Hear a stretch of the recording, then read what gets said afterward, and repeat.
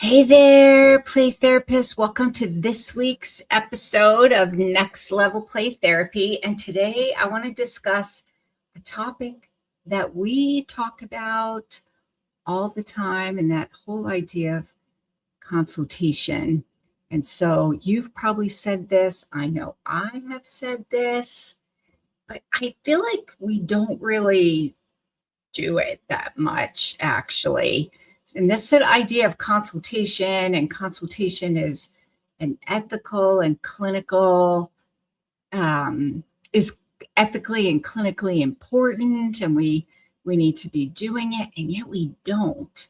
And I thought about my own career over the last almost 35 years now, and the number of times, like, how did I do this? Because I talk the talk, but am I walking the walk is the question. And I think I did it in different ways.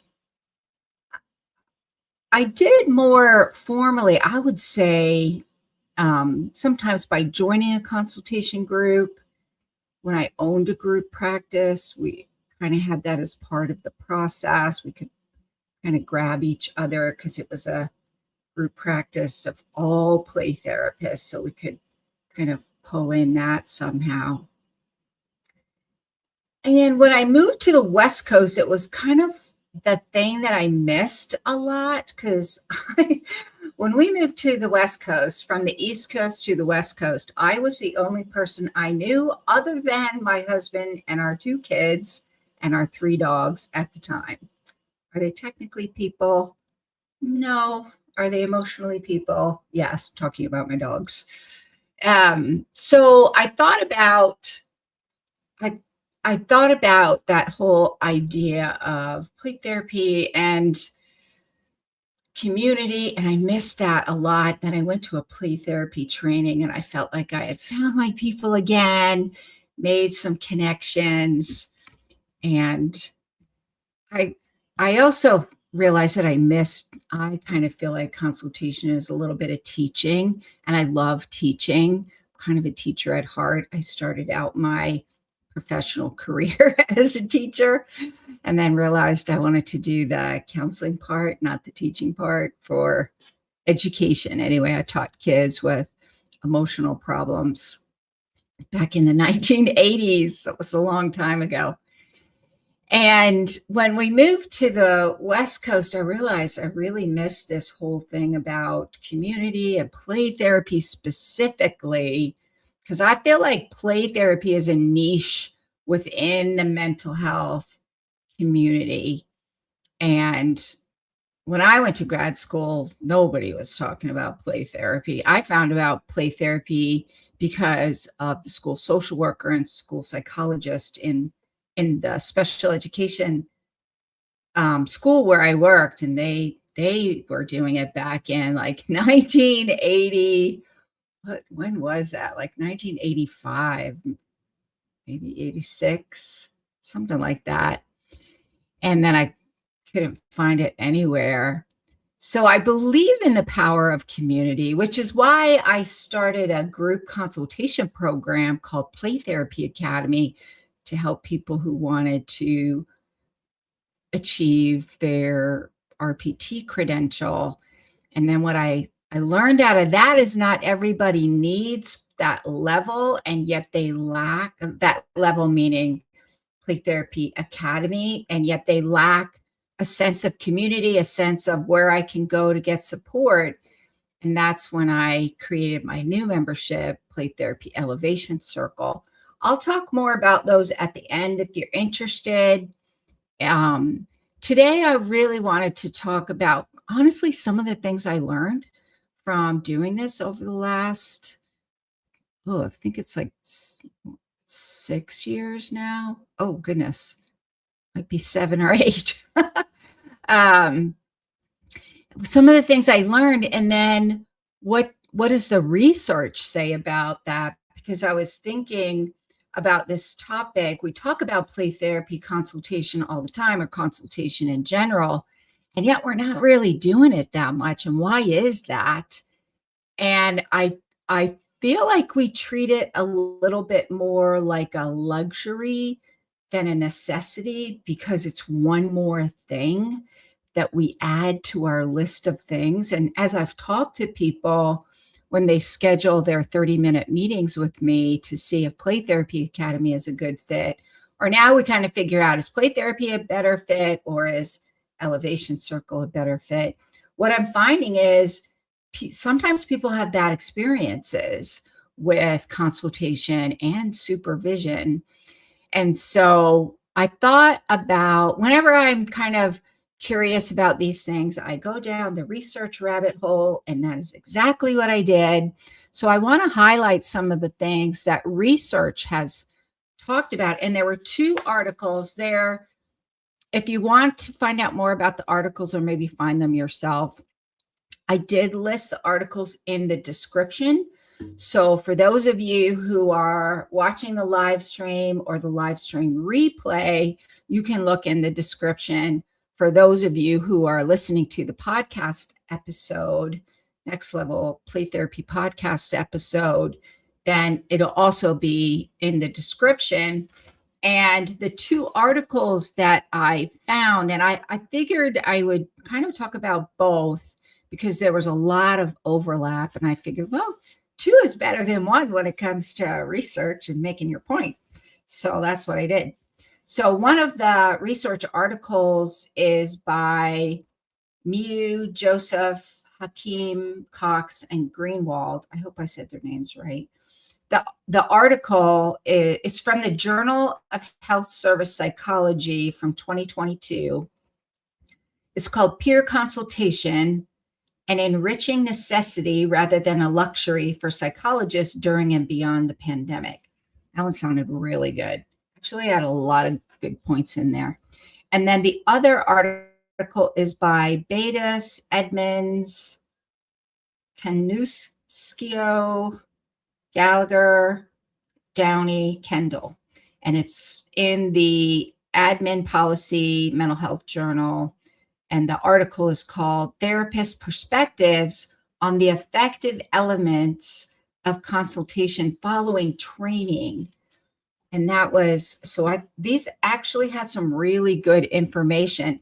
The overlap between both the articles is that, because they talked about in the article, both the articles, they talked about one of them, the one about by Baitis et al., it really talked about like learning. They talked about evidence-based model. So learning an evidence-based model through training, and really is training enough, and what does consultation look like? And if you're using consultation with the training, which I think is a really good idea, which is why I've decided in any of the trainings that I do, there is an option to join Elevation Circle, because I feel like it's nice to get the training and then have a place where you can talk about it some more and talk about how you've implemented it. And when you run into some rough patches, because we all run into the rough patches, then you have a place to go with that in a community where you can get support. And so in this Baitis article, they talked about learning an evidence-based model. And then in their research that they found about this topic, what they found was just reading about it or just learning it didn't actually facilitate effectiveness. And so that's when they were looking at, okay, if we're using consultation to improve using the model to fidelity, and I would include in there using it effectively, and what do you do when you get lost and overwhelmed and not sure what to do, then consultation was the recommendation. And so when they were looking at the recommendation, or I used the word recommendation, they didn't use it in there. And the idea of consultation, what would effective consultation look like? And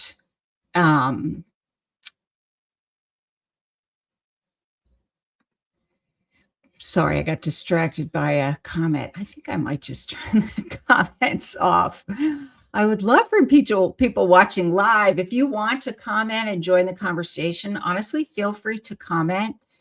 But I've been getting some odd people joining. I look at it this way: the episodes must be doing well if you're getting trolly people. And yes, whoever commented, I just called you a troll, um, which is probably going to make them do it more. So I'm just going to ignore them. So this idea of what does effective consultation look like and what would be effective. And then the second article where they were talking about consultation as a necessity and not a luxury, but also through their research and kind of anecdotally, they had experiences where it wasn't very effective, or maybe it felt more punitive sometimes for people. And I know, as I've talked to people who have scheduled 30-minute video calls with me, I know they've kind of talked about some negative experiences they've had sometimes. So what I thought would be helpful is first talk about what does the research show, at least in these two articles, what does it show about what makes consultation effective? And so for those of you providing supervision and consultation, these would be things that would be effective as well. And then I want to talk about how do we take this from the wider mental health community of the research into play therapy specific consultation, and how to get the most benefit supporting each other in the play therapy field. What does that look like? What does consultation look like? Even I use this feedback to kind of help make sure for my membership programs, Play Therapy Academy and now Play Therapy Elevation Circle, that we're kind of hitting the mark. And I was happy to learn that we are hitting the mark. So that was good, which kind of went along with what people in those programs say, which is, yes, they are very helpful. And I would say if you ask anybody in Play Therapy Academy, which is my higher tier, more hands-on, more structured program to learn play therapy, and if anybody's interested in pursuing their RPT credential, it would be Play Therapy Academy, not Elevation Circle. One of the things they would say, even if I wasn't around, they would say it's the community. And oh my goodness, we had that experience in our consultation meeting last Saturday for the Saturday group. Even with all of my experience, one of the members presented a case and we were all like, oh my goodness, that one just is overwhelming. And this would be one of those cases you would be tempted to just write them off and try to get rid of them. I mean, if we're being really honest here, that's what we would probably try to do. And what I found to be so amazing, and this to me is community, when you have a group community versus kind of individual consultation, which is the power of all of I call it all of our brains together, where this person presented their case, I give my feedback, and then other people give their feedback. And when they give their feedback, that gets me to thinking, gives me some more ideas, which then gives other people more ideas. And then that gives the person presenting ideas. And by the end of it, I felt like we had something that might actually work to help out. We'll find out. And to me, that's what consultation can do. And that's what community can do. So for consultation to be effective, the research in these two articles identified 4 things. The 4 things being, it has to be ongoing for it to really, really benefit, not just one off. Although, sometimes all we need just to help us get unstuck, if you want to talk to a consultant and help get unstuck with that, probably 2 times is better than one time, and ongoing is what really helps to take your skills to the next level when you have ongoing support. Because then it can help you get, this is my opinion, and this is what I've seen, it can help you get through each stage of the therapy process.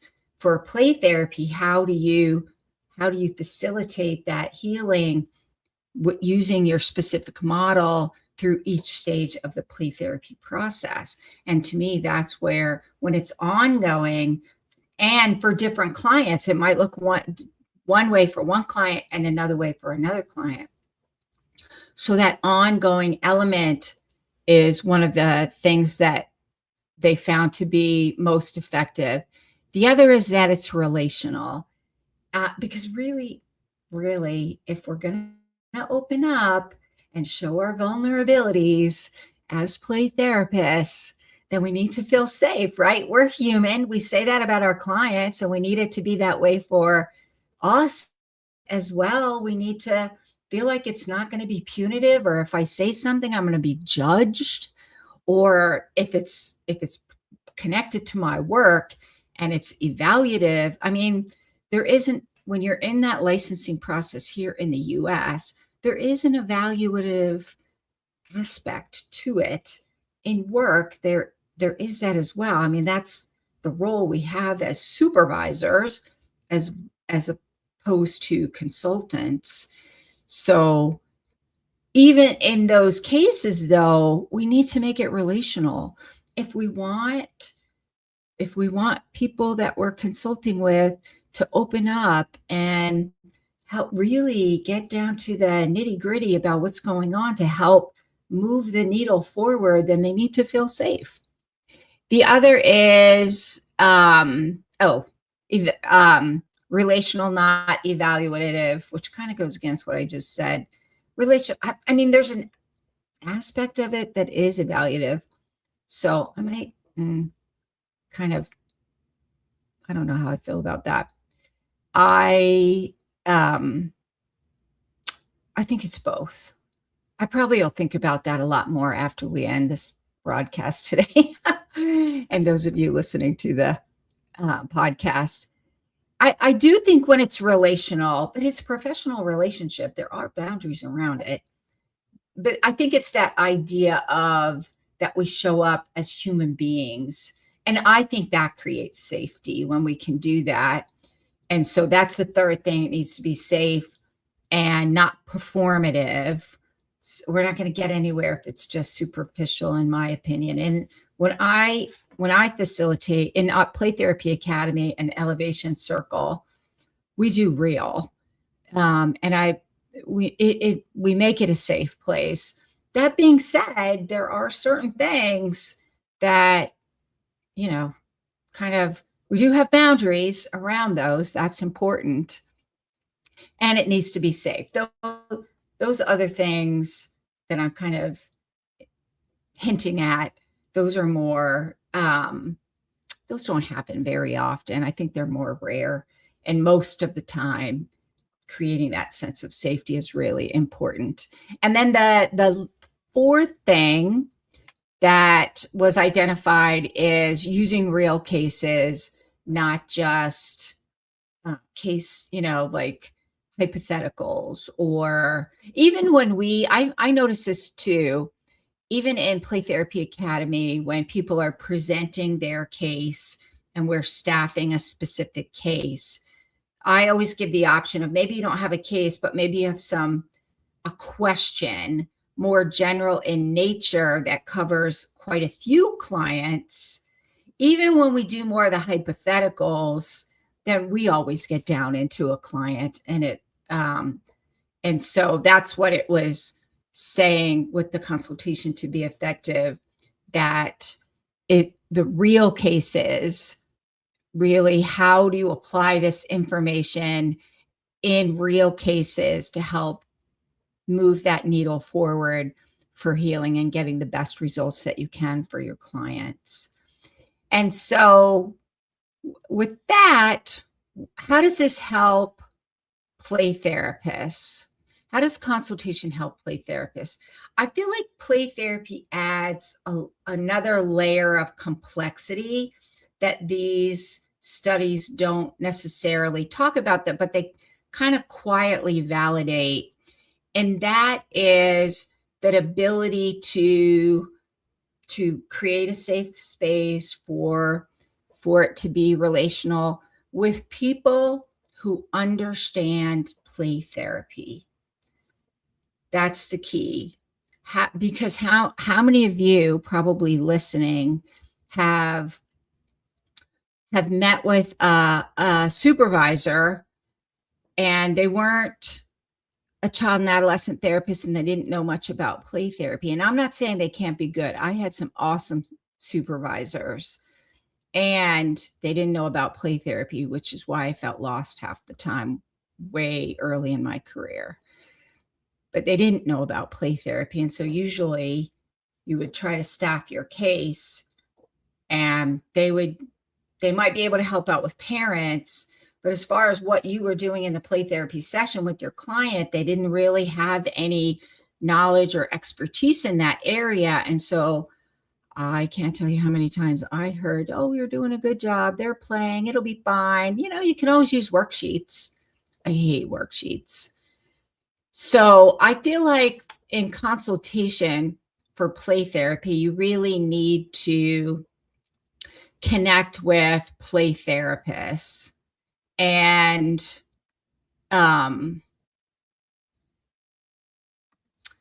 that to me is what will make it more beneficial. And then if you're using that consultation to help you figure out what to do in your sessions, moment by moment by moment, then having somebody or having a community specifically geared towards play therapists is really what's going to be beneficial, because play therapy isn't linear. Kids don't follow agendas. And so consultation in play therapy is going to help you decide when to follow the play, when maybe to gently structure what's going on in the playroom, or how are you co-regulating in the playroom? What is figuring out, how do I apply what the treatment goals are? What is that going to look like in the play therapy session? And so that is going to help you use play therapy more intentionally. Apply your play therapy model with more intention, and probably a little more to fidelity when you get stuck, so that you don't do the activity hopping from just kind of pulling out, trying to figure out any activity that's going to help and move the needle. So you're, like I call it throwing the spaghetti against the wall and hoping something sticks method, which never really works. You end up feeling lost and overwhelmed and confused. And then your imposter syndrome kicks in. And if things don't go well, you start second guessing whether or not you're cut out to be a play therapist. And this is where consultation can help with that, get back on track. And so that you're not symptom chasing, you're not looking strictly at the symptom. Consultation can help you get at the roots of what's going on, because that's going to move the needle more. And be more intentional about what's going on, what stage of play therapy you're in, what will you do in this stage of play therapy using this play therapy model, so that what you're doing is going to be more effective, or it's going to land better, so to speak. And consultation can also help you stay regulated yourself. Get the support that you need. This is hard work that we do. We meet with clients day after day, hour after hour after hour, and some of them are harder than others.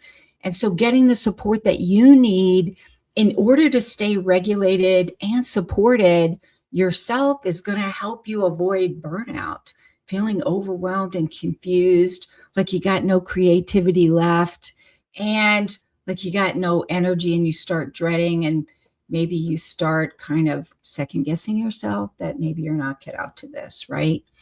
So the bottom line is that consultation can help play therapists stop second guessing and start practicing with intention.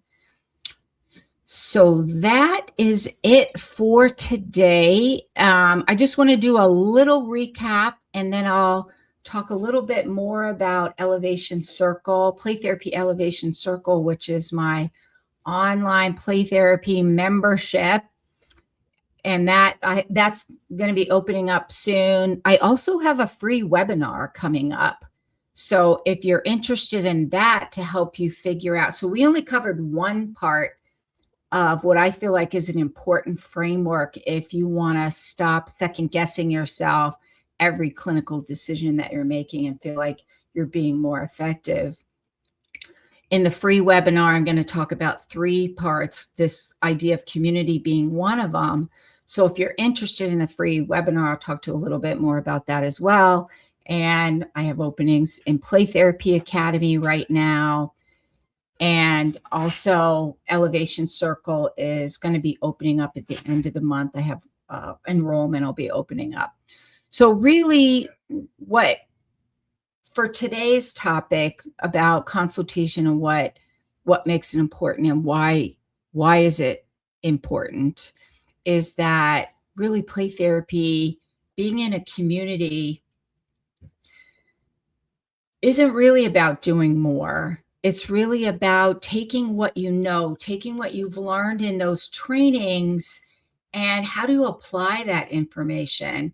Like I talked to one person a while back, and one of the things that they were struggling with is, I've gone to all these trainings, but I don't know how to bring them all together. And to me, that's where consultation and having a community can help you figure out what is your theoretical framework and how do you take all these things you're learning and put them into a cohesive way where you feel like you're being more intentional. So it's not about working harder. It's not about one more thing I have to do. It's about using that time to get there faster and feel supported and like you're not alone on an island by yourself doing play therapy with nobody else around. And you don't always need another play therapy training. Sometimes you just need a place where you can take what you've learned and figure it out. How do I apply this? What's the missing piece that I haven't figured out? And you can use community to help you do that. And then what these studies confirm is that play therapy, and those of us we've been doing it for a while, we kind of intuitively know this.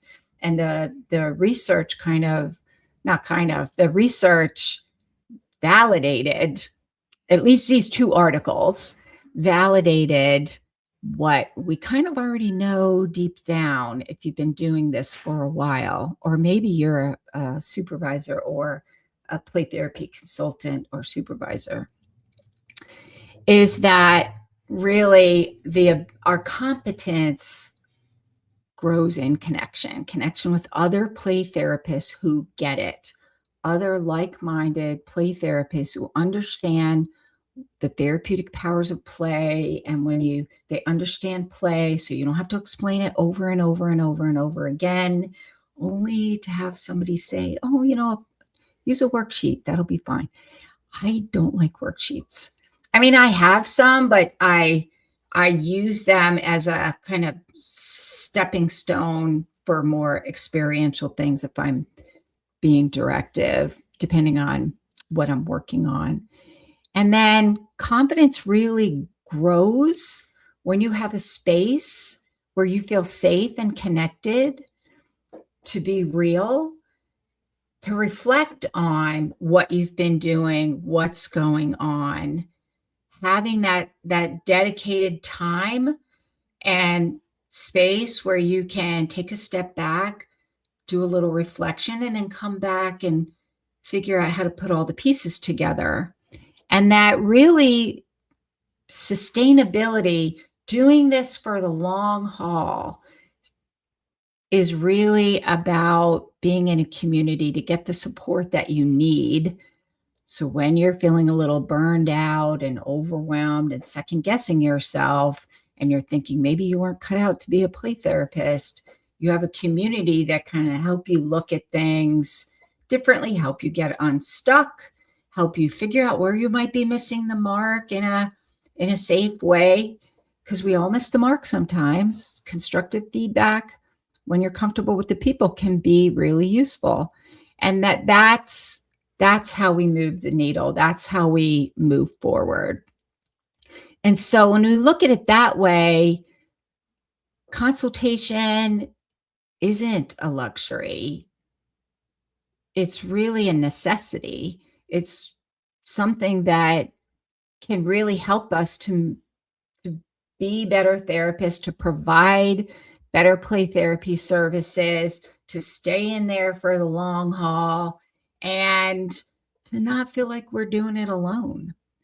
So if you're interested in being part of a play therapy community, I do have some openings now. Especially if you're interested in your RPT credential, Play Therapy Academy would be the program that you're interested in. And I have openings now, so I'm meeting with people and seeing if it's a good fit for them. Schedule a 30-minute video call with me. Hop over to my website at rhplaytherapytraining.com. That's rhplaytherapytraining.com, Renewing Hearts Play Therapy Training. And hop over to the consultation page. You'll see Play Therapy Academy. You'll see Elevation Circle. In Play Therapy Academy, you can find out more about it there. Schedule a 30-minute video call with me, and we'll see if it's a good fit for you. Maybe Elevation Circle is a better fit for you. And Elevation Circle, you can get on the wait list for that just to find out when it's open. It doesn't obligate you to anything. You just get notified so you don't miss it. Enrollment for that's going to be opening up at the end of the month. And so if you don't want to miss that, then definitely get on the wait list. And because I feel like community is just one part of the framework that kind of moves the needle. And for those of you interested, we're putting the links in the comments. And if you're interested, I have a free webinar coming up. The free webinar is called How to Provide Play Therapy Without Second Guessing Every Clinical Decision, Even Complex Cases. I talk about a 3-part framework that can help you guide that, move that needle for you. And it's applicable no matter what your play therapy model is. So if you're interested, then registration for that is open. It's going to be happening on Sunday, January 25th in the afternoon for me here in the on the West Coast. Sign up, register for the free training. And if you have questions, feel free to message me and check the links in the comments, and I will see you next week. Bye for now.